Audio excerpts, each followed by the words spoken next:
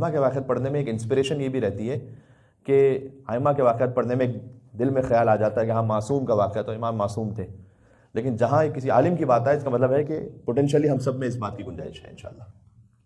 تو آیت اللہ مرشی نجفی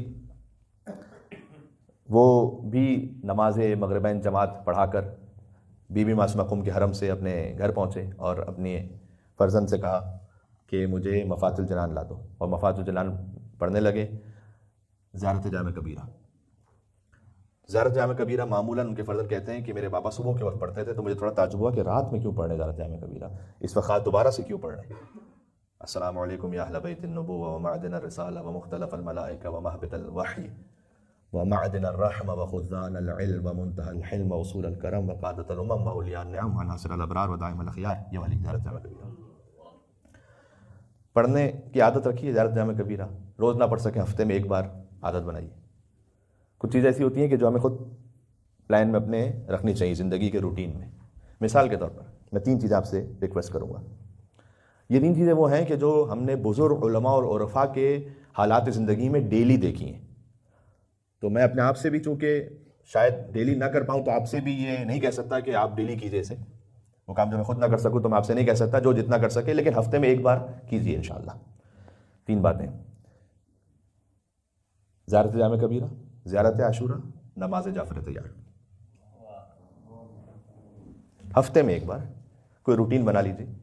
سب سے فضیلت کا وقت نماز جعفر طیار کا ہے نماز جمعہ سے پہلے، یعنی مثال کے طور پر اگر نماز جمعہ کا وقت ہو رہا ہے 1 بجے تو سب سے فضیلت کا وقت تقریباً بنے گا 12 بجے، جمعے کے دن 12 بجے۔ تو اگر آپ فضیلت کے وقت میں پڑھ سکتے ہیں تو ٹھیک ہے، نہیں پڑھ سکتے نماز جعفر طیار کسی بھی وقت پڑھی جا سکتی ہے، ہفتے میں کسی بھی دن، صبح کو، دوپہر کو، شام کو، کسی بھی وقت۔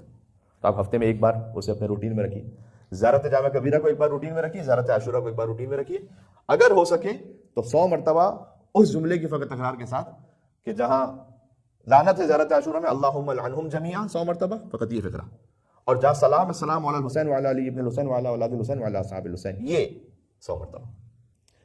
یہ سننے میں بظاہر کبھی زیادہ لگتا ہے، لیکن آپ فقط اس فقرے کے ساتھ 100 مرتبہ اگر پڑھیں گے تو it will take hardly 25 minutes، اس سے زیادہ نہیں لگے گا۔ تو زیارت جامع کبیرہ آیت اللہ مرشی نجفی پڑھنے لگے اور پہنچے یہاں تک بکم بدا اللہ و بکم یختم، اے اہل بیت اللہ تعالیٰ آپ سے شروع کرتا ہے، و بکم یختم، اور آپ ہی کے توسط اور وسیلے سے ختم کرتا ہے۔ یہ لفظ کہا بکم یختم، آپ ہی کے وسیلے سے ختم کرتا ہے، اور جان دے دی، ختم ہو گئی زندگی۔ ختم بالخیر کی بات ہو رہی ہے نا، بکم بدا اللہ و بکم یختم، اور جان نکل گئی۔ یہ اس کے ساتھ ہوتا ہے کہ جس کی روح مانوس ہو اہل بیت اطہار علیہ السلام سے ساری زندگی۔ جو پرشین لینگویج میں ایک کہاوت ہے اور ایک بات کہی جاتی ہے کہ یہ سعادت بزور بازو نیست، کچھ سعادت ایسی ہیں کہ جو آپ اپنی طاقت اور زور بازو سے نہیں حاصل کر سکتے، وہ تو اللہ سبحانہ وتعالیٰ پھر جب جس کی اس کی دین ہے وہ عطا کرتے ہیں۔ اللہ سبحانہ وتعالیٰ ہم سب کا اختتام سعادت پر فرمائے انشاءاللہ۔